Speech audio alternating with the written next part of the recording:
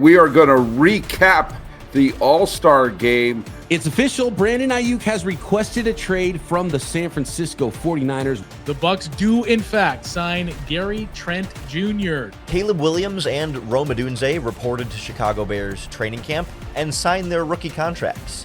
Should Devonta Adams leave the desert? The Locked On Podcast Network presents the Big 6 in 60. The 6 biggest national sports stories from the local experts of the Locked On Podcast Network. Get the real story, why it matters, what's next, who wins the big game, and more, all in 60 minutes. The Big 6 in 60 starts now with the biggest story in sports. We are going to recap the All-Star Game. You are Locked On MLB, your daily MLB podcast. Let's talk about good things in the game before I start to get negative, okay? First and foremost, your boy Paul Skeens got the start. And save for Mr. Contreras, it would have been 3 up, 3 down. But he looked good. He looked good. Yeah, and I mean, at the end of the day, I know a lot. It was very hyped up. It was a very big moment for him. Obviously, big moment really for baseball. I think for a league that fails to market its players very often in a very good way, this is one of the rare occasions where they did a very good job at this. This was a no-brainer, knocked it out of the park decision by Torey Lovullo in Major League Baseball to make sure that he started this game. I know that a lot of people got their feathers ruffled a little bit when they saw the judge was fourth. Hey, if there's one thing about Juan Soto, apparently when he guarantees something, let him guarantee it, even if it means looking at called strike 3 that ended up being a ball because of William Contreras dropping the ball. It was very nice. Ball never left the infield for Skeens. 16 pitches, 11 strikes. He looked comfortable out there. Even in his post-game presser, he was as usual, short answered, carried himself how he always does in his interview, saying it was cool. It was cool to face those guys. Yeah, that's how he talks. I thought it was cool. And it really, just at the end of the day, for Pirates fans, one, this is nothing that we've seen in a very long time. He's only the 5th rookie starter ever to do it across all of baseball. And I believe the first Pirates pitcher since 1975 to do it. And the name is erroring me right now to start the game. Was it John Candelaria? No, it was not. I forget who it was. Jerry Royce. Jerry Royce. Oh, that's right. Yes. Jerry. It's funny. I so associated him with the Dodgers. That's right. He did do it with the Pirates. Yeah. So, I mean, this is something that my parents were like 5 when this last happened. And you just look at it like just for the whole thing and all the dominoes that fall with it too. And I know I'm going a little long here. Sorry. 22 years old, phenom. Mm-hmm. A year ago today, the kid was pitching collegiately. Mm-hmm. I mean, 2 years ago, he was helping build fighter jets in the Air Force. And he's starting the All-Star game. But not only that, and this is the component I think that gets lost in it and why it was such a big deal, he's doing it for a team like the Pittsburgh Pirates, a team that notoriously has not been in the spotlight since 2015, a team that has constantly been the butt of a lot of different jokes over the past half decade, a team that has not seen sustained success since the early 90s and the late 70s, and then, of course, the mid 2010s. But that's what I think means the most of it, which is going to get into your point about something that also bugged me, but I'll let you go ahead and start about the unless you have more positives. Oh, I have some more. I definitely have some more positives.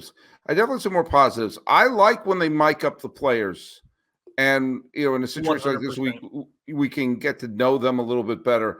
I like that Juan Soto showed off his ability to get, he drove in a pair of runs. He got on base a few times. He played some very nice defense on a ball that was hit into the corner, which I thought was a double, held him to a single.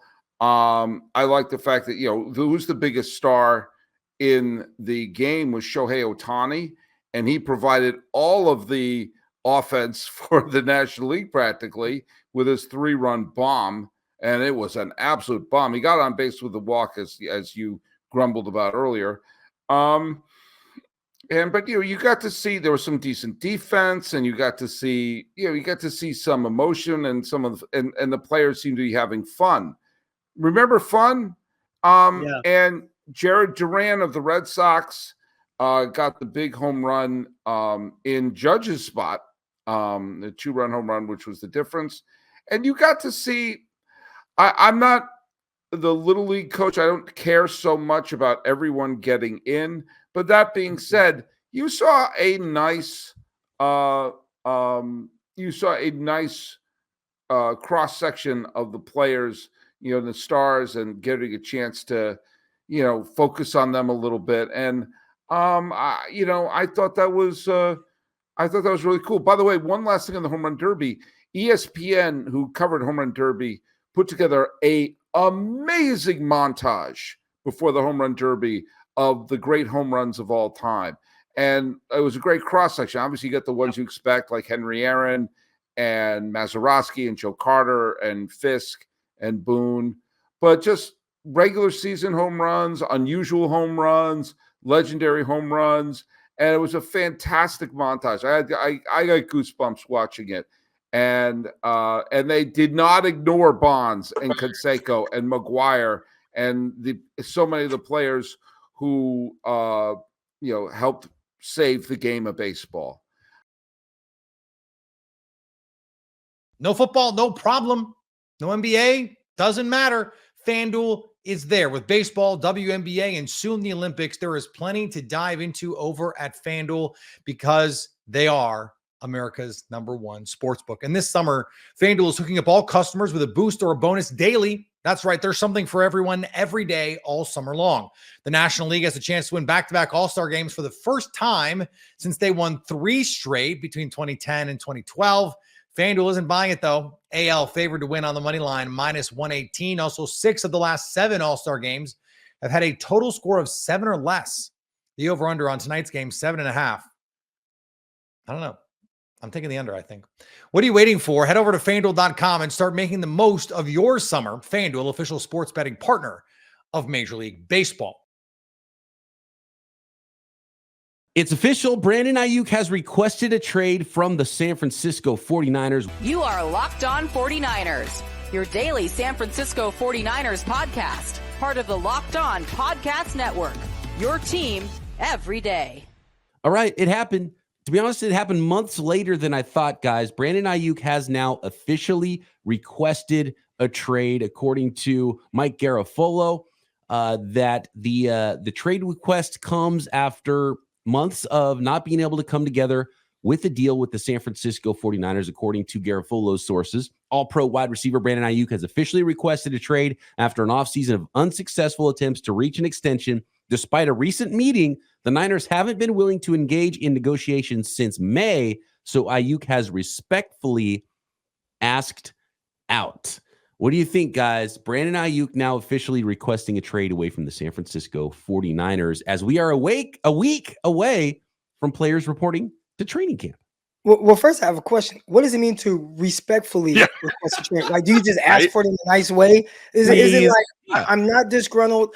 Or I guess what are the two ways? Or is one way, man, F y'all, trade me. Y'all don't want me, disrespectful. Me. Or is it, hey, clearly we can't get on the same page. I will respectfully ask you guys let me part ways with you. Do you remember Half Baked, where that one dude quits his job and he's like, yeah, you're cool.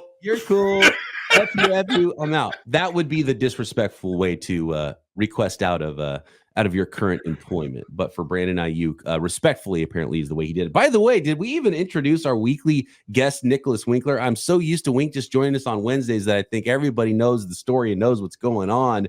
But Nick Winkler, my former radio colleague, the voice of the fan, as he is sometimes known, our weekly guest here on Wednesdays, Winky Wednesdays, as they are known. And we got to do the sounder for Wink to bring him in and drop his opinions on the Brandon Aiyuk trade. Nicholas Winkler, come on down. Nick, what do you think about Brandon Aiyuk requesting a trade from the San Francisco 49ers? Can't believe it. Yeah, man, I'm shocked.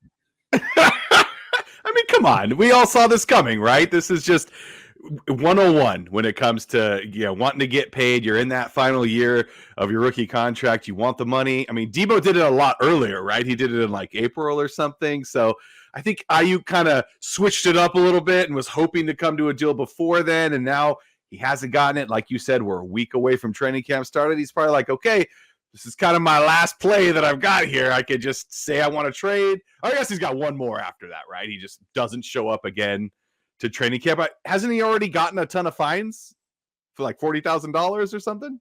Yeah, the rules, I can't remember exactly how the rules go, but since it's the same as Bosa last year, essentially, if you are a veteran or you are a rookie that's on a deal that's not the 5th-year option, I think you get fined no matter what, and the league took it out of the team's hands, so you're automatically fined.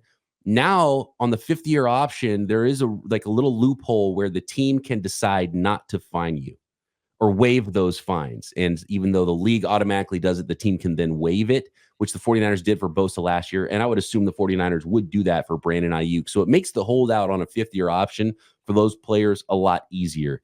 But once it comes to the season, you don't get a game check. If you're holding out, you don't get paid for your games, which is the big money.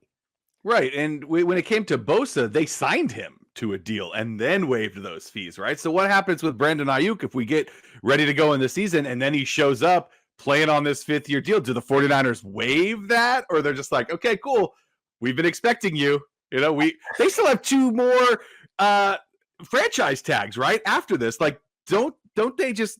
I feel like Aiyuk doesn't have a whole lot to do right now. He doesn't have a whole lot behind what he's trying to accomplish. I respect it. I respect that he's trying to get paid. But at the same time, I feel like, I don't know if the 49ers will waive this if he just then shows up once it's time to start the regular season.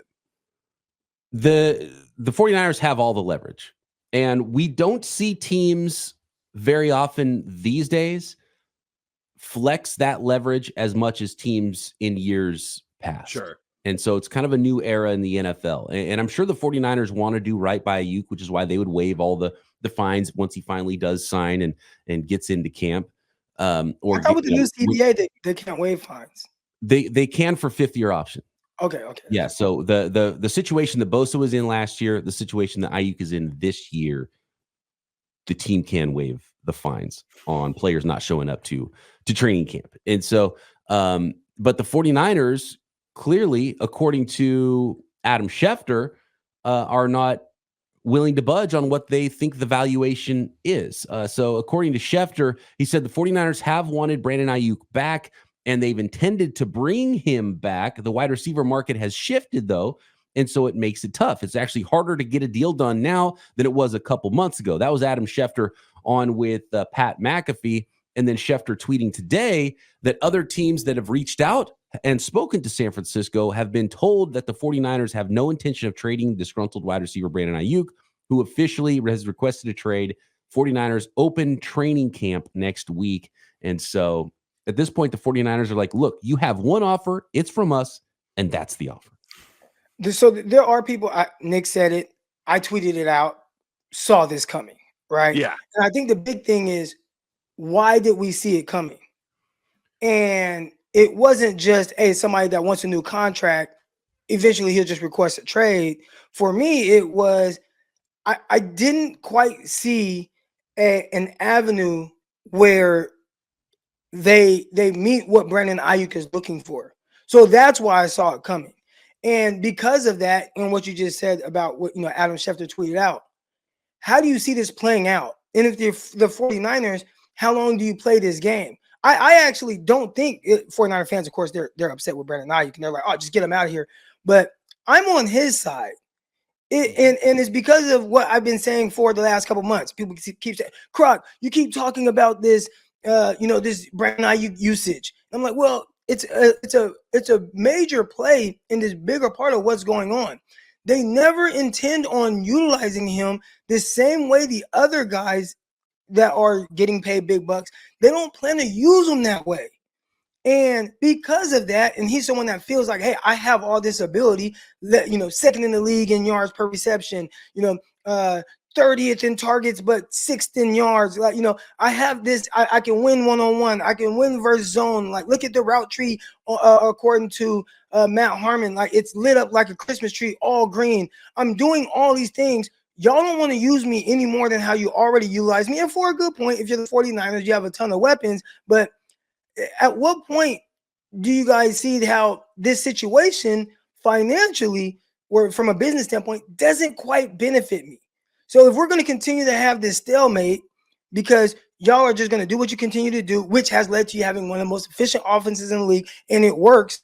It has resulted in multiple conference championship appearances, Super Bowl appearance. It's done all those things. It can't be disputed.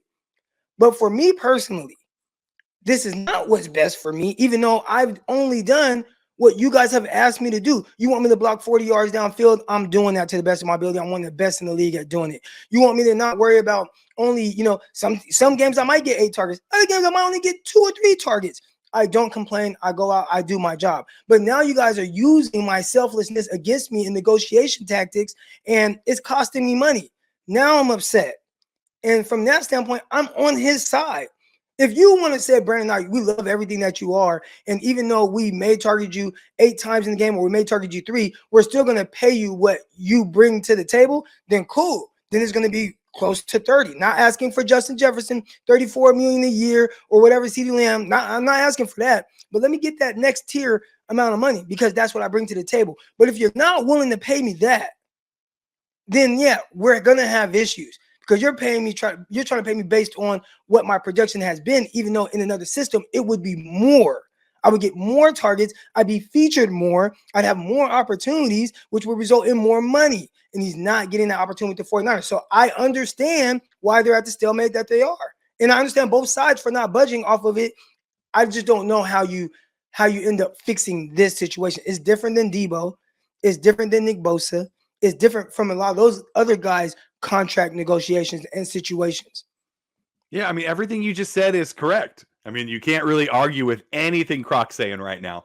The only part of it is that the 49ers he's under contract this year, and then they have the ability to put the tag on him 2 more times, and that would really significantly increase how much money he's going to make, but for 1 year, right? And then for maybe a second year. So he could make a lot of money still, but I get it. He's trying to get that long-term, that big money deal with the 50 or 60 million guaranteed, right? Where he's set for life. And you don't blame Brandon Aiyuk for doing that, but at the end of the day, the fans, they love Aiyuk, but they love the 49ers more than they love Brandon Aiyuk, right? So it's like you want the guy to show up, you want him to be there, and so you can understand the frustration of the fan who's like, just go, you're $14 million, man. Like, I don't want to hear it. That's so much money. But I get it. I get it from both sides. It's a really tough spot to be in as a 49er fan, the 49er organization, and of course, most of all, for Brandon Aiyuk, because he does feel, and he probably is, worth a lot more money than what's on the table right now from the 49ers. All right, so much to unpack here, Croc. I think 99% of what you said I agree with. I'm going to push back on a little something as it pertains to Brandon Aiyuk. Clearly, I've talked about it. How the sausage is made, it's hard to see sometimes for the players, sometimes for the fans, sometimes for the media, although the media likes to feast on that as well. Don't hate the player, hate the game. The Niners are doing right for the Niners. Brandon Aiyuk trying to do right for himself, and I'm not going to fault either party right now for the stance that they have on how this negotiation is currently going. The Bucks do, in fact, sign Gary Trent Jr. to the veteran minimum. You are Locked On Bucks, your daily Milwaukee Bucks podcast. The breaking news, Camille, is according to the report from Adrian Wojnarowski, the Bucks have agreed to a 1-year deal with Gary Trent Jr. for the veteran minimum. But look, we joked about this on yesterday's show of it's got to come sometime soon. Maybe it'll come later in the week. Not necessarily the Bucks, but just Gary Trent Jr. signing, period. He was the best free agent available on the market. We had talked about this for weeks, too, of reports being out there. The Bucks were interested in Gary Trent Jr. And I get the hesitation and trepidation to push back and say there's no way he's taking that veteran minimum contract.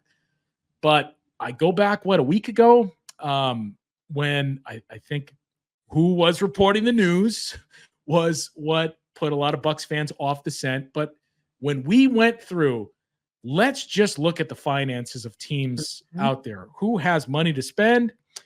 Who has a taxpayer mid-level? Who has a full mid-level? We really struggled to find teams outside of those with a veteran minimum that either would have been interested or a fit for Gary Trent Jr. would have made sense. And to me, that was the whole thing this entire time that really kept me continuing to put out there. You can't dismiss this. I don't know that if I was a betting man, I would say they're going to sign him, but you can't dismiss this for that exact reason. And I think that's essentially what we saw. The market just was not there. And this was, in all likelihood, if you're choosing over vet minimums, this was probably ultimately always going to be the best fit for Gary Trent Jr. We made jokes about that a few weeks ago at this point. I think when we first started throwing out Gary Trent Jr. as a possibility for the Bucs of, well, hey, listen, a 1-year deal, the market hasn't shook out the way you wanted to shake out. Why don't you come to Milwaukee for a year? Come to Milwaukee for a year, rebuild that value and see what you can do from there. And we were saying, like, that's the sales pitch. The pitch for the Bucs in particular of all the different minimum contracts is that you will be the starting shooting guard if you come here. Like, there is a lot of playing time on the table for you if you come here. And again, the market just did not work out the way that was anticipated. I mean, last year he opted in to the $18.5 million player option. This current offseason that we're in right now, apparently the Raptors were kicking around, offering $15 million a year. He wanted $25 million a year. The Raptors pulled the offer off the table. And now Gary Trent Jr. was sitting here trying to explore the market and see where his best fit could be. And as we talked about, a lot of the money was drying up really quickly. A lot of teams that he could have went to, where it's just kind of like the money wasn't looking right. So it became a realistic possibility of maybe he takes a 1-year deal to try to re-up that value again and try the market again next year. And we heard about various contenders having interest in him. The Lakers was a team that were after Gary Trent Jr. They were looking to make some other moves on the side to try to make that possible. The Nuggets, the 76ers, the Knicks were all teams that were listed in some way, some form as a team that has some interest in Gary Trent Jr. in addition to the Milwaukee Bucks. So to see him come to Milwaukee, where he gets to reunite with Damian Lillard, we know Dame's been on the recruiting tip so far this summer. The hope is that, he continues to do that and that Trent, he's here now. It actually happened. Like, I still can't believe that it happened. I made the joke, like, I'm going to be checking every time I see Woj or Shams. I'm checking to see if it's Gary Trent news. And the news came, Justin, when we were recording what we thought was going to be the Wednesday episode, but that's gotten bumped. So when you guys do hear that episode, you'll hear some real live reactions of us seeing that this move actually has happened. And comes half a day after we record all right, it's cooled down. It's a possibility, but I don't think they're going to get Gary Trent Jr. So let's just take a look at their offseason and how we would rate that. We both said about a C+ is where you would put out there given what they had to work with, but added, hey, if you do get Gary Trent Jr., this is like a B+ somewhere around there that you're looking for in your offseason. And now I think it was an excellent offseason for John Horst and company because, again, we talked about it quite a bit on the show earlier today, actually, on Tuesday. So you can find that episode for that part of the discourse, but you didn't have much to work with. So you had to really try to maximize those vet minimum spots. As we mentioned, the duo of DeLon Wright and Taurean Prince are upgrades over Pat Beverly and Jay Crowder. Gary Trent Jr. is an upgrade over Malik Beasley. And now that leads us to the next part of the discussion is, we talked about this before of who's going to be that starter. And is it DeLon Wright? Is it AJ Green? Is it Andre Jackson Jr.? Well, I'm pretty confident that starting 2 guard is going to be Gary Trent Jr. So this is now 2 years in a row and we had this conversation with Frank. I don't remember if it was on the pod or off the air, but hey, is this it's kind of feeling like this another offseason where the starter at 2 guard is not actually on the roster at this moment. And lo and behold, he was not because well, he is now. It's just just the timing of it is I'm still tripping over that because we literally had our show, we recorded it live on YouTube for Tuesday. And I mentioned like as of July 16th, this is the grade I'm giving the Bucks off season. It's still July 16th, and I have to update that off-season trade grade. And I think I'm gonna go actually like an A- for this because the Bucks had such limited resources. Like very limited. We've talked about it. Only minimums, given the fact that there were no other trades made to like clear up space for them to make any other bigger signings. So to only have 3 vet men at your disposal, and you were able to upgrade some positions there with Taurean Prince coming in as a Jay Crowder upgrade.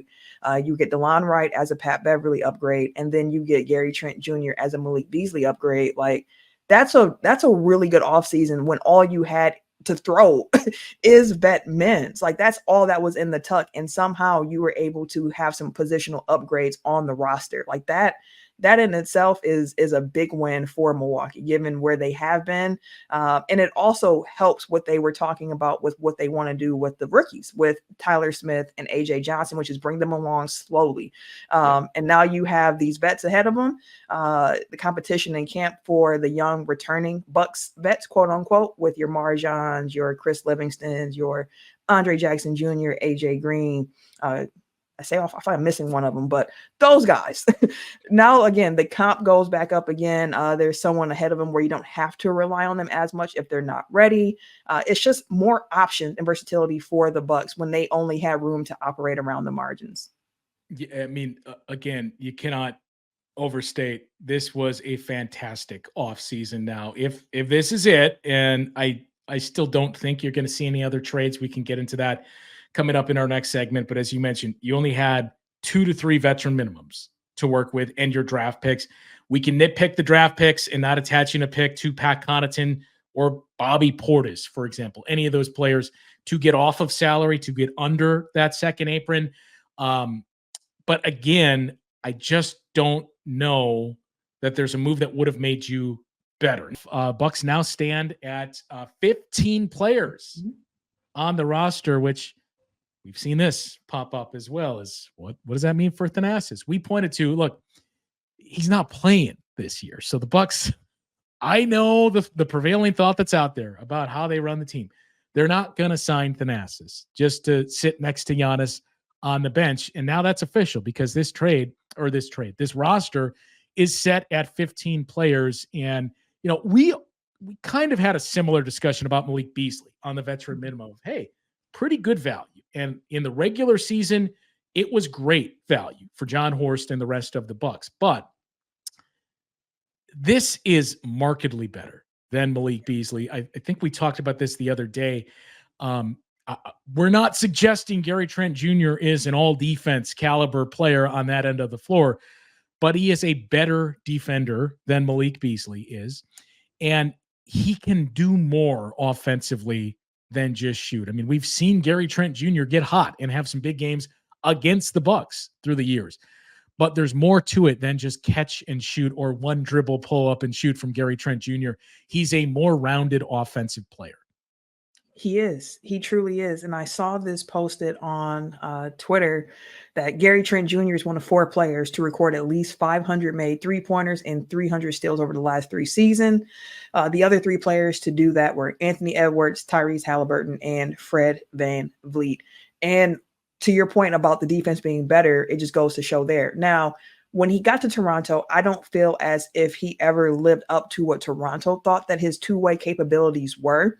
Part of that could just be because he had to take on such a big offensive load while he was there as well. And as we've talked about, sometimes when guys do that, then the defense kind of, falls to the wayside. So I do have hopes for him coming here. And again, he's young. He's 25 years old, like turned 25 to start the year. So he doesn't turn 26 until 2025.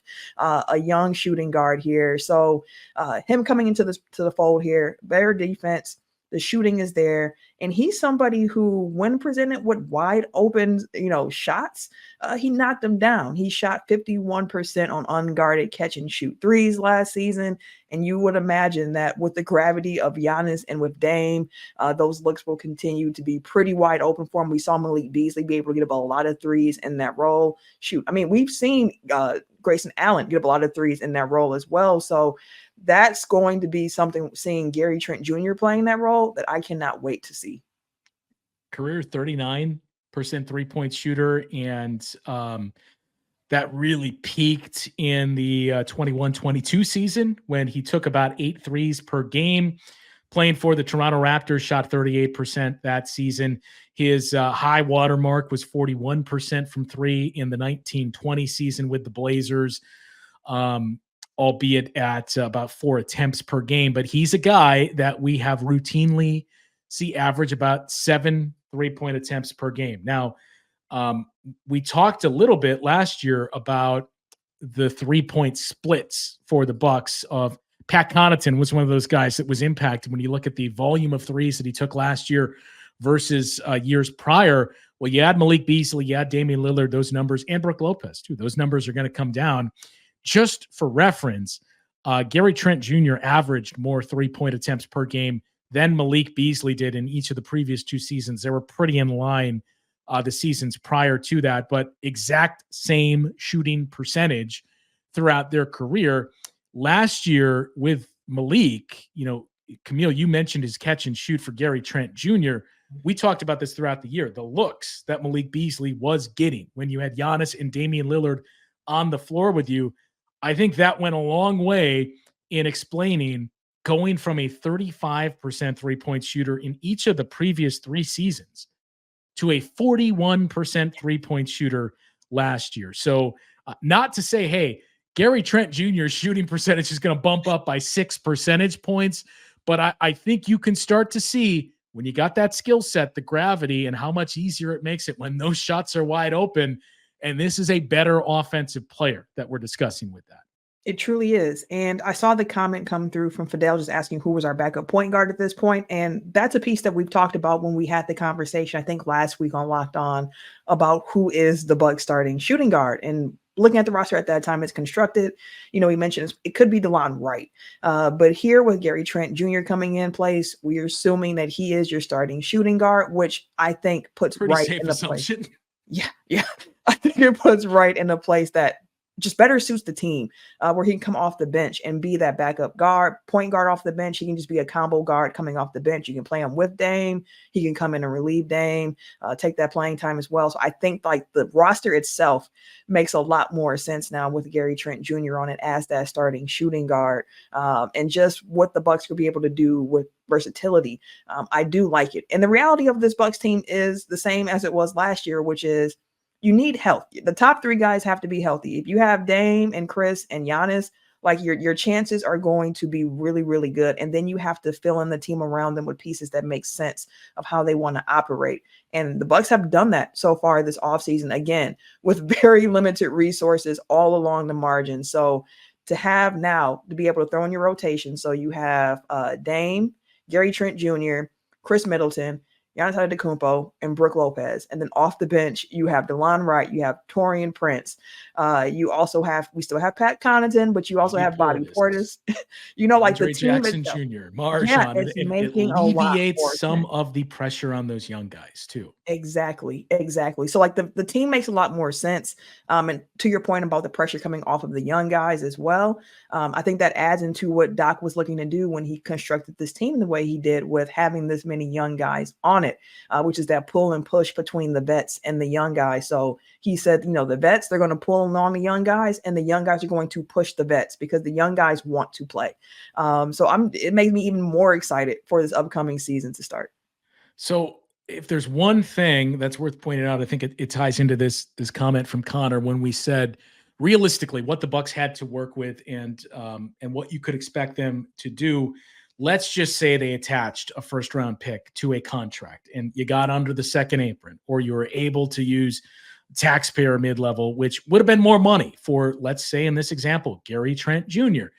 And you could have gone multiple years then, and then had his bird rights when he becomes a free agent not next summer, but whenever that is, if it's a 1+1 or a 2+1, whatever, you would have been in a better spot to retain him beyond one season if that were the case. But not knowing that the Gary Trent Jr. piece was out there, and at that time of the draft, not knowing what the market was going to look like, because Paul George had not signed yet with the 76ers. So, and again, we've said this several times. That is what imploded this market more than anything. It was tough to find a move where you would have actually been better on the floor, opposed to just, we saved money and we opened up something else to bring in a player that may not be at that caliber. Now, you got Gary Trent Jr. on the vet minimum, which when the offseason started, none of us expected.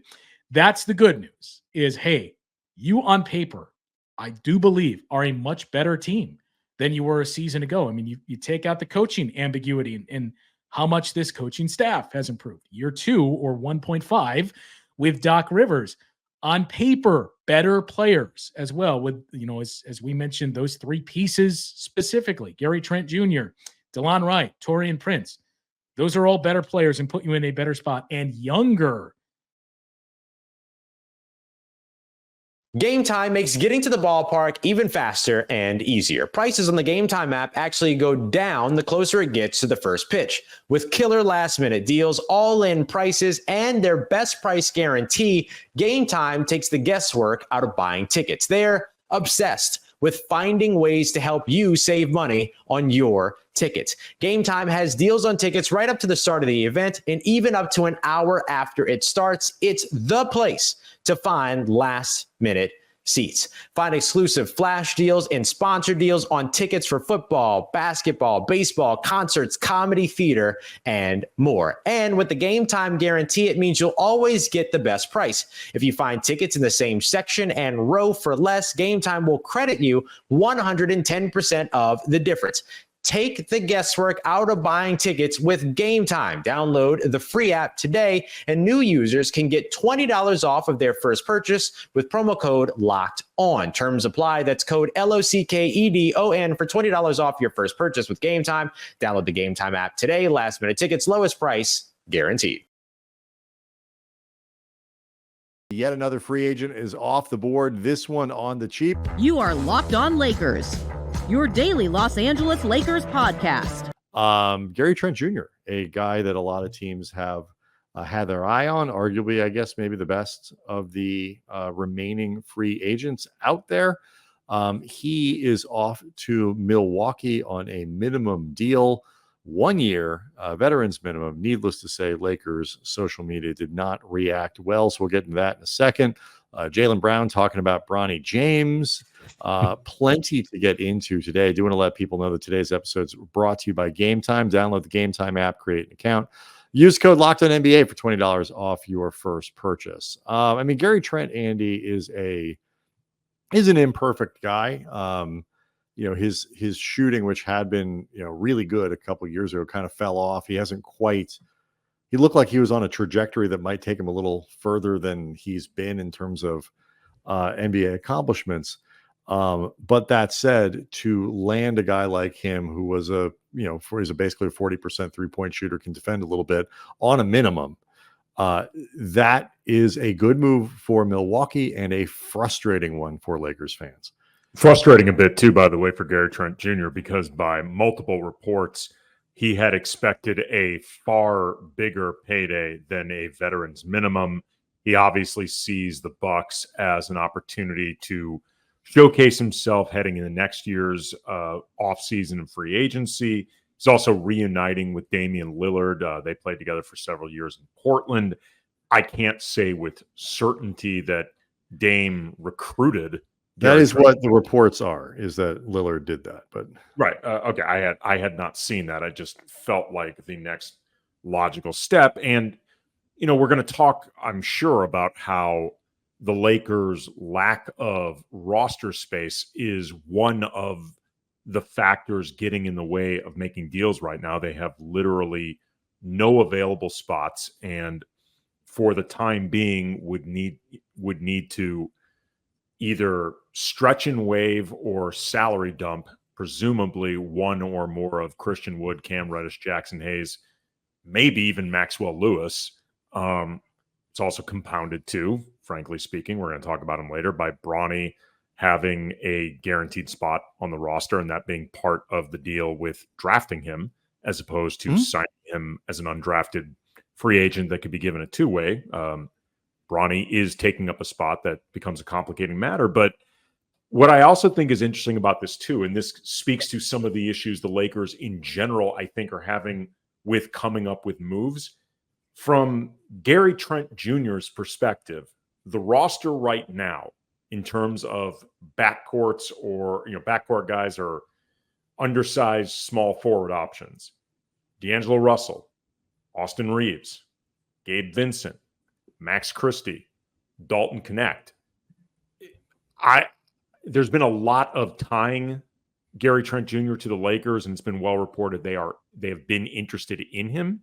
But you do have to at least wonder if he thought his opportunity, especially as somebody looking to showcase himself for next offseason, would be better with Milwaukee. And it speaks to the Lakers having some difficulties, I think, coming up with trades because they've got a lot of their tradable contracts are their best players. So it becomes difficult to make one of these deals that actually feels like an upgrade.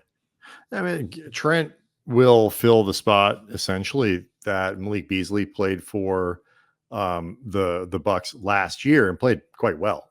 Certainly much better than he did with the Lakers, much to the disappointment of Lakers fans. Again, it's just disappointing. Everything seems to be followed with much to the disappointment of Lakers fans. But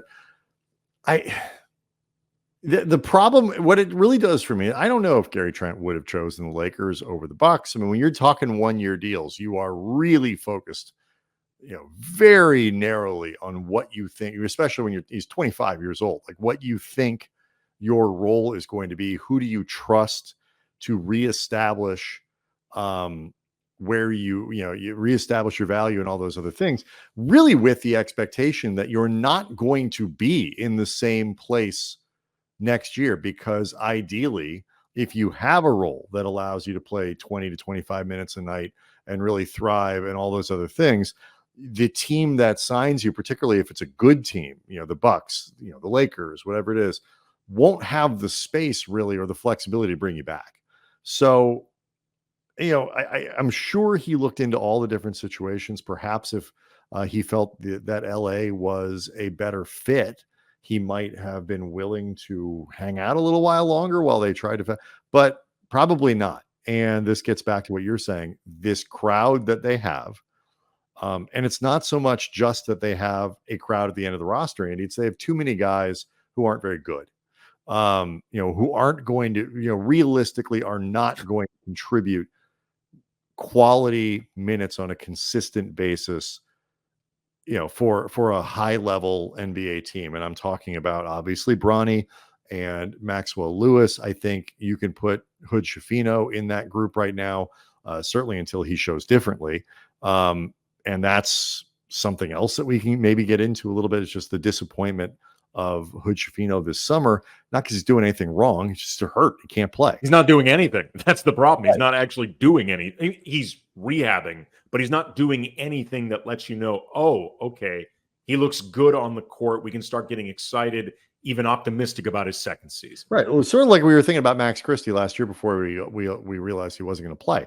That, this idea that it's kind of a free agent signing. Like if JHS could actually give you 12 good minutes a night, 14 good minutes a night, and more on those nights when you needed him, that's like signing another free agent, because they didn't have that last year.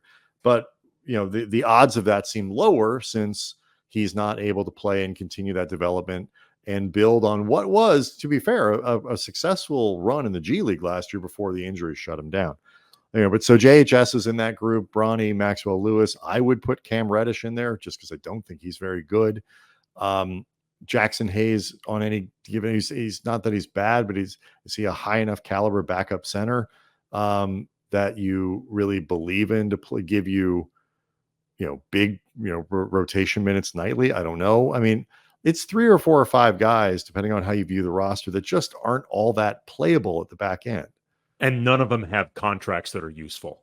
Like Right. that's really the biggest problem, is that they don't help you as players and they don't help you as expiring contracts. Like they're not the version of the Mavericks last year moving Grant Williams and Seth Curry and Rashawn Holmes. Those guys, attached with first round picks, they were disposable players. Like I don't mean to put it coldly, but in terms of Dallas's rotation and their lack of place in it, or in Grant Williams's case, his immediate non-fit on the court and by reports in the locker room, those were all guys that were expendable, would be a better word than disposable. But the Mavericks were I want to make sure I'm being respectful to guys, but Sure. the Mavericks were fully able to move on from those guys and then add Daniel Gafford, add PJ Washington, and actually improve. The Lakers back end guys don't help them as trade chips, and some of the front end guys that they could be looking to move are too good to be considered expendable. So it's a tough place to be in. And, Gary Trent Jr., I think in a lot of ways represents the Lakers' bind, and also to the idea of, are they just going to be stuck in neutral, not able to do anything? In a lot of ways, he's more of a symbol of the situation than necessarily a massive opportunity lost. No football, no problem. No NBA, doesn't matter. FanDuel is there with baseball, WNBA, and soon the Olympics. There is plenty to dive into over at FanDuel because they are America's #1 sportsbook. And this summer, FanDuel is hooking up all customers with a boost or a bonus daily. That's right. There's something for everyone every day, all summer long. The National League has a chance to win back-to-back All-Star games for the first time since they won 3 straight between 2010 and 2012. FanDuel isn't buying it, though. AL favored to win on the money line, -118. Also, 6 of the last 7 All-Star games have had a total score of 7 or less. The over-under on tonight's game, 7.5. I don't know. I'm taking the under, I think. What are you waiting for? Head over to FanDuel.com and start making the most of your summer. FanDuel, official sports betting partner of Major League Baseball.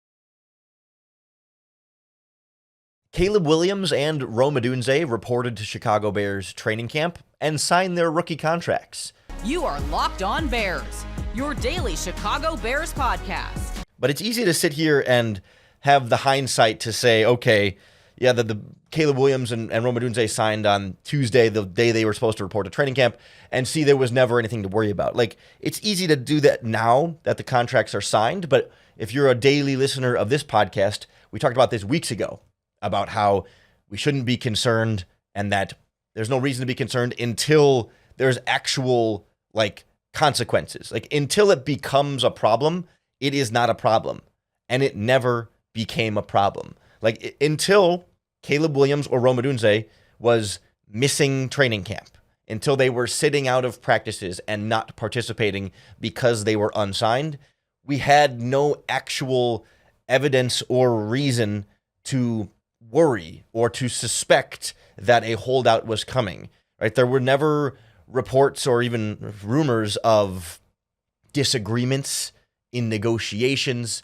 There were never thoughts of, the word holdout was never put out there by anyone with any sort of credibility behind it. I think the fans were, worried, will there be a holdout? Could there be a holdout? But there was never any actual shred of a holdout could be coming or anything like that.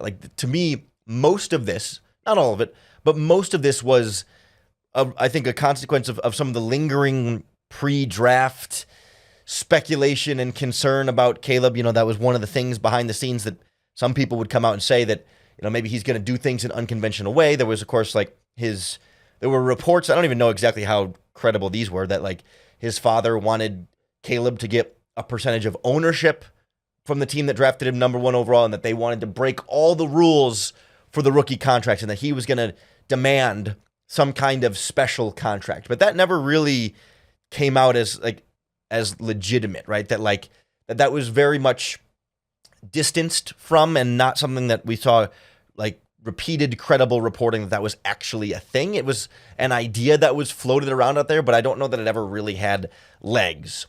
And that was also 6 months ago. I mean, it was like last winter is when that concept had even arisen or been floated out there that, hey, maybe Caleb would want to go about things with his rookie contract different, and maybe that would cause some sort of problems. But every single step along the way since then, it has been nothing but cooperation and smiles and joy and glad to be here, glad to have him. Everybody wants this to work. Everyone's on the same page. Like, there was never a big scuttle about this rookie contract and things being so out of whack that the Bears wouldn't be able to get a deal done with Caleb Williams right on time. That's the thing. They're not late.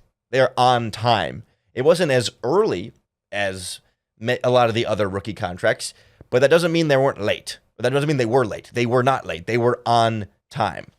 And even to me, like, even if Caleb Williams had not signed this contract on Tuesday here as the rookies reported, I don't think it would be late until Friday when the veterans report, because the Bears aren't really going to practice in earnest until after the veterans get there. And even after the veterans get there, there's a ramp up period, right? So if Caleb Williams signed this contract on Wednesday or Thursday instead of Tuesday, he's still not missing anything. It's not a holdout really at that point. Like, we weren't even right at the deadline of like, should we be nervous yet? Like, that hadn't happened yet.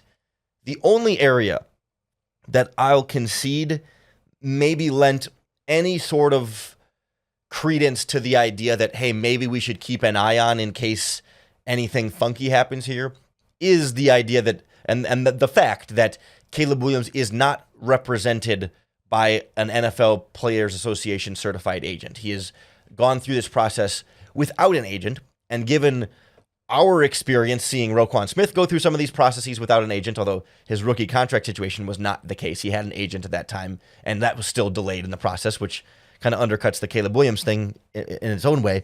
But like, the fact that he doesn't have an agent, there was a story, I think it was the Chicago Tribune came out and had talked to Caleb Williams, and Caleb had said something along the lines of, I'm not handling that. Like, I'm not handling the contract situation.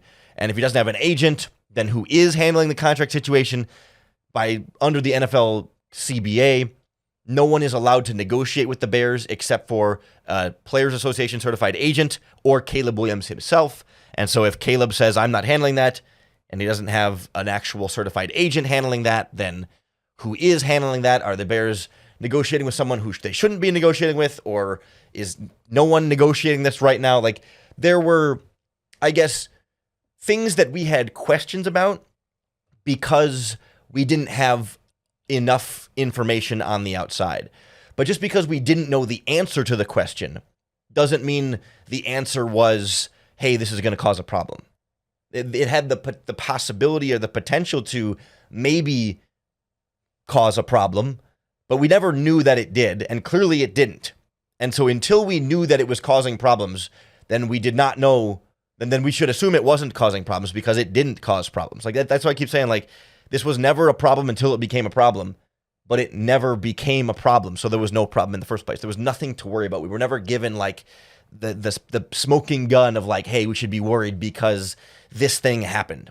Nothing happened. All that happened is he signed a contract, and there was never anything along the way to be worried about. The agent thing is part of that, I guess the equation here, but like, it wasn't a problem. It wasn't a problem in the pre-draft process. It hasn't been a problem since. It isn't a problem now. I don't think it's going to be a problem for any time soon.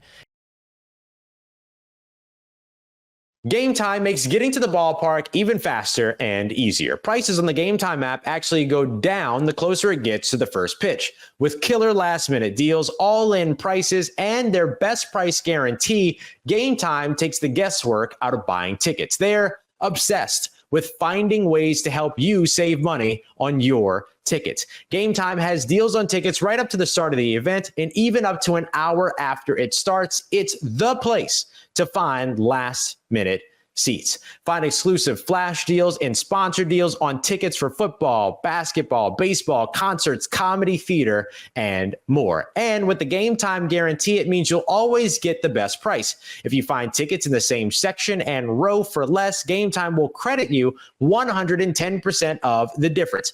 Take the guesswork out of buying tickets with Game Time. Download the free app today, and new users can get $20 off of their first purchase with promo code Locked On. Terms apply. That's code LOCKEDON for $20 off your first purchase with Game Time. Download the Game Time app today. Last minute tickets, lowest price guaranteed. Should Devonta Adams leave the desert? You are Locked On NFL, your daily NFL podcast. Part of the Locked On Podcast Network, your team every day. Something Devonta Adams didn't say, but could do. And I think this is a very real possibility considering where he's at in his career. He's someone, he's in his early 30s now. The Raiders have an out in his contract after this season. No one expects them to be a contender.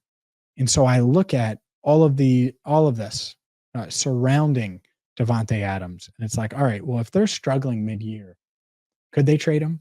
Would they trade him? How would it look?